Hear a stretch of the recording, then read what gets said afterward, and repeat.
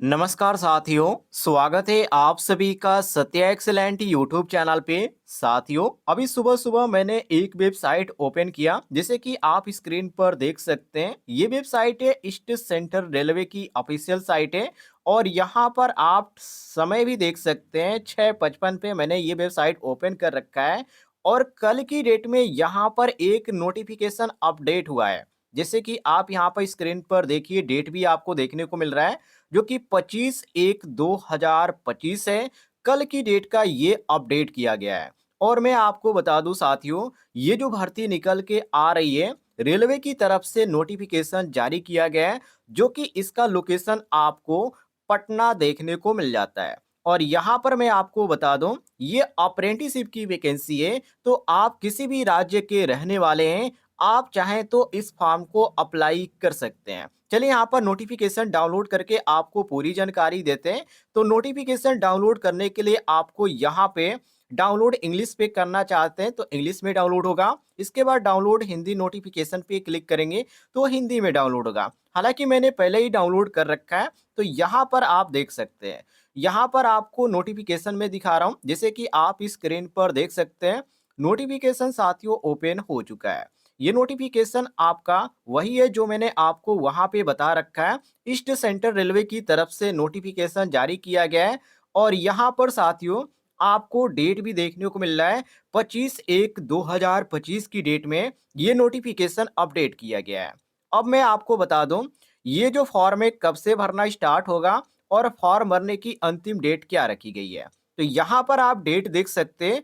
Opening date आप online application का जो कि 25/1/2025 है और क्लोजिंग डेट आप इसका देख सकते हैं 14/2/2025 है। मतलब कि 14 फरवरी 2025 तक आप इस फॉर्म को अप्लाई कर सकते हैं यदि आप इंटरेस्टेड हैं तो। नीचे आ जाते हैं। जैसे साथियों आप नीचे आ जाते हैं, यहाँ पर आपको इसके बारे में और भी आपको जानकारी देखने को मिल जाती है।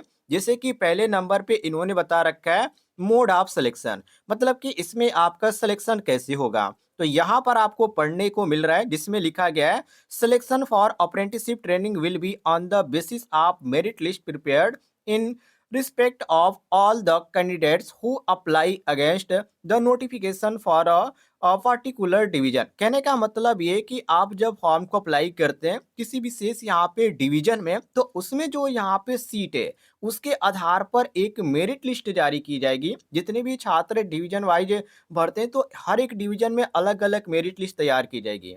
और जिस यहाँ पर आपका लिस्ट में नाम आता है, जिस डिवीजन में आप अप्लाई करते हैं, तो लिस्ट में यदि नाम आता है तो आपको डॉक्यूमेंट वेरिफिकेशन के लिए बुलाया जाएगा और आगे की प्रक्रिया जो होगी वो आपका जो होगा वो सभी जानकारी आपको ईमेल आईडी या मोबाइल नंबर के माध्यम से आपको जानकारी मिलती रहेगी। लेकिन फिलहाल आपको बता दें, इसमें जो आपका सिलेक्शन होने वाला है वो मेरिट बेस पे होने वाला है। किसी भी तरह का इसमें इंटरव्यू नहीं होने वाला है, ना ही एग्जाम होने वाला है। तो बिल्कुल आपको घबराने की कोई ज़रूरत नहीं है।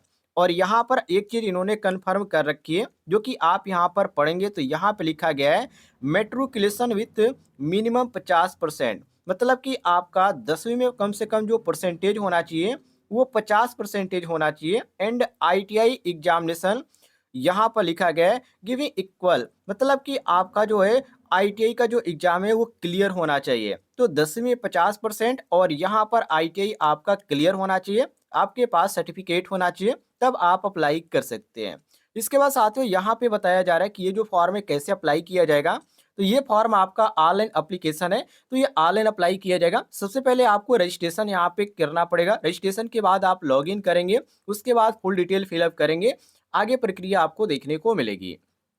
अब नीचे आ जाते हैं। अब यहाँ पे किन-किन यहाँ पे और ट्रेड के लिए यहाँ पर भर्ती निकल के आ रही है, तो मैं आपको बता दूँ। यहाँ पर देखिए, दानापुर डिवीज़न आपको ए में देखने को मिल जाता है। इसके बाद बी में आप आते हैं तो यहाँ पर आपको धनबाद डिवीज़न देखने को मिल जाता है। इसके बाद नीचे आ जाते हैं तो यहाँ पे साथियों पीटी दीनदयाल उपाध्याय डिवीज़न आपको देखने को मिल जाता है। और यहाँ पर आप नीचे आ जाते हैं तो यहाँ पे सोनपुर डिवीज़न भी आपको देखने को मिल जाता है। हालाँकि यहाँ पर आप ऐसे समझ सकते हैं कि ये एक यहाँ पर जगह पर ट्रेनिंग आपको नहीं दी जाएगी। मतलब कि आपका जो यदि सोनपुर डिवीज़न में अप्लाई करते हैं तो यदि इसमें आपका सिलेक्शन हो जाता है तो यहाँ पर आपको बुलाया जाएगा। मतलब कि अलग-अलग वर्कशॉप है। मान लीजिए यहाँ पर आप हम उत्तर प्रदेश के रहने वाले हैं, बहुत सारे छात्र ऐसे होंगे जो कि गाज़ीपुर ज़िले के होंगे, बहुत सारे लोग मऊ ज़िले के होंगे। तो यहाँ पे मऊ में यहाँ पे कौन-सा कॉलेज है जहाँ पर ट्रेनिंग दी जाती है, उसमें जो यहाँ पे सीट है, उसके अंतर्गत बताई गई है। तो यहाँ पर मान लीजिए कि ये जो है एक कॉलेज का यहाँ पर वर्कशॉप है और जहाँ पर आपको ट्रेनिंग के लिए बुलाया जाएगा। तो ये एक तरह से आप यहाँ पर समझ सकते हैं कि ये कॉलेज है, वर्कशॉप है, जहाँ पे यहाँ पे सीटें खाली हैं। तो ये आप समझ सकते हैं। सोनपुर डिवीज़न हो गया, इसके बाद यहाँ पर समस्तीपुर डिवीज़न है साथियों, इसके बाद यहाँ पे प्लांट डिपार्टमेंट है, जो कि ये भी आपका पेटी दीनदयाल उपाध्याय डिवीज़न का ही है। इसके बाद यहाँ पे कैरिटी रिपेयर वर्कशॉप आपको देखने को मिल जाता है और यहाँ पे आपको मैकेनिकल वर्कशॉप देखने को मिल जाता है समस्तीपुर में। अब ट्रेड की बात कर लेते हैं। तो देखिए, हर एक डिवीज़न में आपको अलग-अलग ट्रेड देखने को मिल जाता है। जैसे कि यहाँ पर पहले डिवीज़न की बात करें जो कि दानापुर डिवीज़न है, तो इसमें पहले नंबर पे आपको फिटर ट्रेड, दूसरे नंबर पे वेल्डर है, तीसरे नंबर पे मैकेनिक डीजल है, चौथे नंबर पे refrigeration and air C conditioning यहाँ पर मैकेनिक देखने को मिल जाता है। इसके बाद यहाँ पर आपको फॉगर एंड हीट ट्रीटर देखने को मिल जाता है। इसके बाद कारपेंटर है, इलेक्ट्रॉनिक मैकेनिक है, पेंटर जनरल है, इलेक्ट्रीशियन है, वायरमैन है। इतने ट्रेड आपको देखने को मिल जाते हैं। पहले में आपको कितने यहाँ पर सीटों की संख्या देखने को मिलती है? तो पहले में आप देख सकते हैं टोटल यहाँ पे 675 सीटें खाली है। पहले यहाँ पे डिवीज़न में, दूसरे डिवीज़न में 165 यहाँ पे सीटें 156 सीटें खाली है। इसके बाद ये यहाँ पे 64 देखने को मिल जाता है। तो हर एक डिवीज़न में आप मिला लीजिएगा और ये भी आप देख लीजिएगा कि हमारी कैटेगरी का मतलब कि जैसे कि एससी, एसटी और ओबीसी का यहाँ पे सीटें दिखाई जा रही है। तो इसमें आपको बहुत सारे ऐसे भी देखने को मिलेंगे, जैसे कि मैं आपको दिखा दूँ, जैसे कि आप मान लीजिए टर्नर ट्रेड से अप्लाई करें और आपकी कैटेगरी एससी है, तो इसमें एससी का कोई भी सीट खाली नहीं है। तो फॉर्म भरते समय आप इस बात को ध्यान रखिएगा कि जिस पर आप अप्लाई कर रहे हैं, आपकी कैटेगरी का वहाँ पे सीट खाली है या नहीं खाली है, अन्यथा आप फॉर्म भर देंगे और आपका इसमें कोई भी यहाँ पर देखने को मिलेगा नहीं और आपका मेरिट लिस्ट में नाम भी नहीं आएगा और आप परेशान हो जाएँगे। ये चीज़ आप ध्यान रखिएगा। अब साथियों नीचे आ जाते हैं, कुछ अदर जानकारी आपको बताते हैं। जैसे कि यहाँ पर बताया जा रहा है कि जैसे आप स्क्रॉल करते हुए नीचे आएँगे तो 6 नंबर पे कहा जा रहा है एलिजिबिलिटी कंडीशन के बारे में। तो यहाँ पे कंडीशन इसकी ये रखी गई है जो कि आप पढ़ भी सकते हैं, जिसमें लिखा गया है the candidate should have complete 15 year of age and should not have complete 24 year. मतलब कि आपकी जो उम्र कंप्लीट होनी चाहिए वो 15 साल कंप्लीट होनी चाहिए और ज़्यादा से ज़्यादा आपकी जो उम्र होनी चाहिए वो 24 साल होनी चाहिए। इससे ज़्यादा आपकी उम्र नहीं होनी चाहिए, ध्यान रखिएगा। लेकिन यदि साथियों आप एससी एसटी कम्युनिटी के अंतर्गत आते हैं या आप यहाँ पर बताया गया ओबीसी के अंतर्गत आते हैं या आप साथियों पीडब्ल्यूबीडी के अंतर्गत आते हैं जनरल ओबीसी या एससी एसटी, तो आपको छूट भी देखने को मिल जाती है। जैसे कि यहाँ पर बताया गया एससी एसटी के लिए यहाँ पे 5 साल की छूट है, ओबीसी के लिए यहाँ पे 3 साल की छूट है और यहाँ पे पीडब्ल्यूबीडी के अंतर्गत आते हैं तो इसमें भी आपको छूट देखने को मिल जाती है कैटेगरी अनुसार।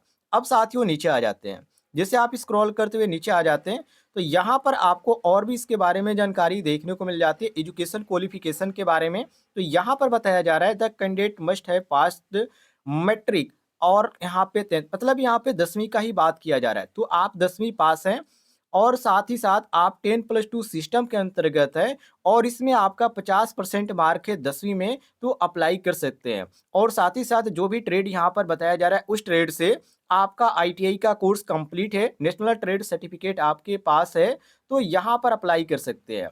और एक चीज़ और भी बता दूं, बहुत सारे छात्रों को कन्फ्यूजन आता है। यहाँ पर देखिए national council for vocational training और यहाँ पे साथियों national council for vocational training और state council for vocational training दोनों लिखा गया है। मतलब कि इसमें एनसीवीटी और एससीवीटी वाले दोनों अप्लाई कर सकते हैं। मतलब कि आप चाहे एनसीवीटी से आईटीआई का कोर्स किए हैं या एससीवीटी से किए हैं, कोई दिक्कत नहीं है, आप इस फॉर्म को अप्लाई कर सकते हैं। अब साथियों बात करते हैं फॉर्म भरने का फीस कितना इसमें रखा गया है। तो पेमेंट फीस जो यहाँ पे रखा गया, एप्लीकेशन फीस जो है जो कि 100 रुपये यहाँ पे रखा गया है और ये चीज़ ध्यान रखिएगा नॉन रिफंडेबल है, मतलब कि ये वापस नहीं होगा। आपको यहाँ पर फॉर्म भरने के बाद इसका जो पैसा होगा वो वापस नहीं किया जाएगा। बाकी अगला जो प्रोसेस आपको देखने को मिलेगा जब आप यहाँ पर फॉर्म भर देंगे तो आपका लिस्ट में नाम आता है तो डॉक्यूमेंट वेरिफिकेशन के लिए बुलाया जाएगा। इसके बाद आपका मेडिकल होगा, उसके बाद ट्रेनिंग के लिए बुलाया जाएगा। अब यदि आप कहते हैं तो इस पर मैं एक डिटेल में वीडियो भी बना दूँगा कि कैसे आप इस फॉर्म को मोबाइल के द्वारा भी अप्लाई कर सकते हैं। हालाँकि सारा स्टेप इन्होंने बता रखा है कि सबसे पहले आपको क्या करना है, ये सभी चीज़ें आपको क्या करना है। लेकिन आप सच में यहाँ पर देखकर अप्लाई करना चाहते हैं, तो कमेंट में बताइएगा। इस पर मैं एक डिटेल में वीडियो बना दूँगा और उसे देखकर आप अपने मोबाइल के द्वारा भी यहाँ पर अप्लाई कर पाएँगे। जानकारी पसंद आई होगी साथियों, तो इस वीडियो पर एक लाइक ज़रूर कीजिएगा और चैनल पे नए होंगे तो चैनल को भी सब्सक्राइब कर लीजिएगा।